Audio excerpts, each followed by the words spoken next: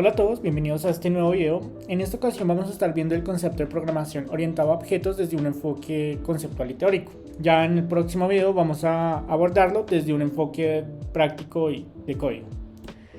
¿Qué es la programación orientada a objetos? Bueno, básicamente es un paradigma de programación el cual nos permite desarrollar soluciones de software aplicando el concepto de objetos.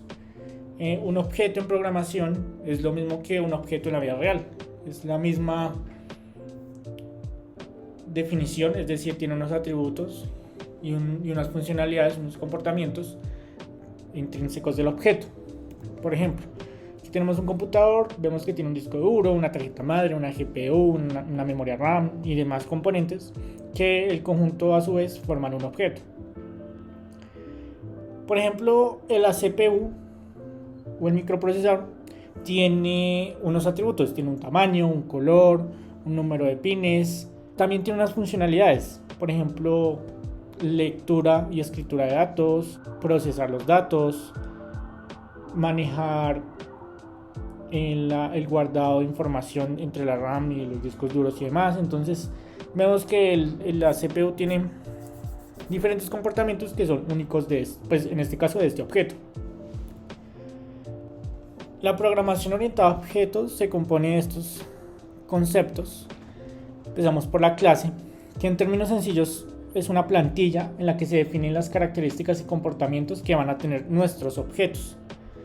Por ejemplo, aquí podemos definir que vamos a tener una clase llamada disco duro, y allí vamos a definir unos atributos como por ejemplo que tiene un disco, un eje, un cabezal, un actuador, un conector de tipo IDE, unos jump ports y demás, ¿cierto? Y va a tener unas funcionalidades y unos comportamientos, por ejemplo, que se mueve el cabezal y que se mueve el disco, o que hace escritura de datos, lectura de datos. Esos serán nuestros comportamientos que tendría nuestro disco duro. Ahora, ¿qué es el objeto? Pues ya teniendo nuestra clase en la que se le define qué atributos y propiedades y comportamientos va a tener, se pueden crear instancias de la clase, es decir, objetos o clones de nuestra clase. Lo podemos ver como cuando hacemos un dulce de chocolate y usamos un molde para darle una forma, ¿cierto? Entonces el molde nos permite definirle la forma y ya pues el chocolate es como la instancia de nuestro molde. Entonces es lo mismo. Aquí tenemos diferentes discos duros y compartirían la misma definición que se definió en la clase, los mismos atributos y los mismos comportamientos o métodos. Entonces esto es un objeto. ¿Qué es la abstracción? Bueno, la abstracción básicamente es la capacidad de identificar propiedades y funcionalidades características de algo. Por ejemplo, nosotros sabemos que un disco duro pues tiene una memoria. Hay de tipo si es de disco duro o de estado sólido, que tiene unos periféricos, ¿cierto? Entonces son características propias del objeto y que le damos a entender al usuario que son de él, ¿sí? Que es como información base de nuestro objeto. En este caso la abstracción es de manera conceptual, es decir, nosotros identificamos aquellos conceptos que son característicos de nuestro objeto. ¿Qué es el polimorfismo? Bueno, el polimorfismo, como el mismo nombre nos lo dice, poli es de muchos y morfismo es de formas, entonces es la capacidad en que una interfaz o objeto además puede tener diferentes implementaciones adaptando diferentes formas. Por ejemplo, aquí tenemos el mismo ejemplo del disco duro, que el fin básicamente es almacenar información, pero esto mismo lo podemos ver en una micro CD o en un tipo de disco externo, ¿cierto? Y pues también pueden haber muchísimos más. Entonces este es el mismo concepto en que podemos guardar información de diferentes formas, pero que al fin y al cabo estamos haciendo lo mismo, que es guardar información.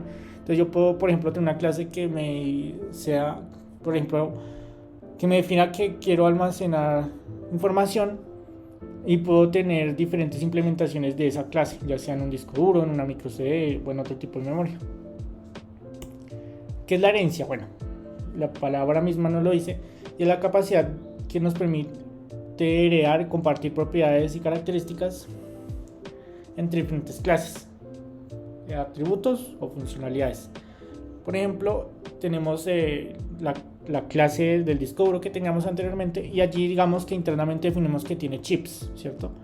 Y al momento de implementar la clase con otras clases, es decir, yo puedo decir, voy a usar la clase disco duro en un disco duro, valga la redundancia, en una micro C o en otro tipo de disco, o clase que me permita a mí hacer referencia a otro tipo de almacenamiento. Entonces todas ellas van a tener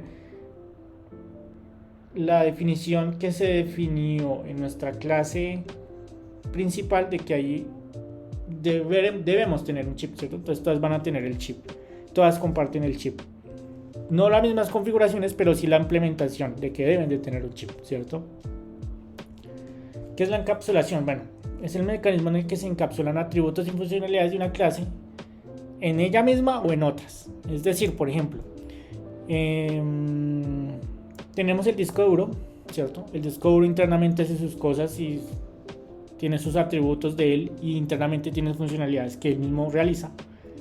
Pero también podemos decirle, o el disco duro también tiene el acceso abierto a que el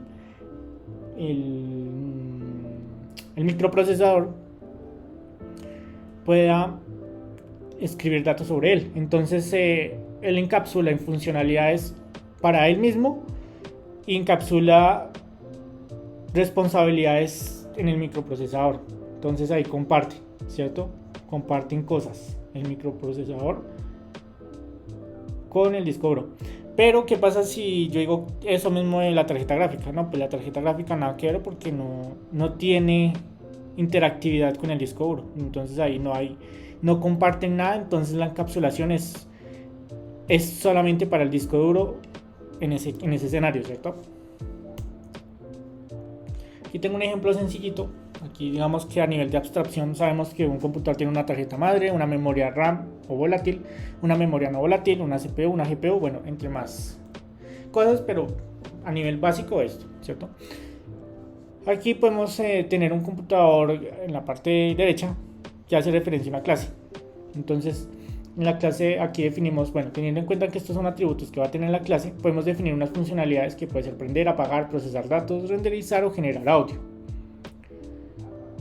Estas son las funcionalidades y estos son los atributos que, bueno, vamos a tener en nuestra clase, pero que al momento de instanciarla va a poder tenerlo estos también. Es decir, aquí tengo un computador con diferente arquitectura, pero que en su interior y como base hace lo mismo. Entonces puedo instanciarlo de esta clase de acá arribita. Lo mismo acá, una laptop, en su esencia lo mismo, puedo instanciarla. Y este computador también que estoy en su esencia hace lo mismo, puedo también instanciarlo. Entonces podemos ver que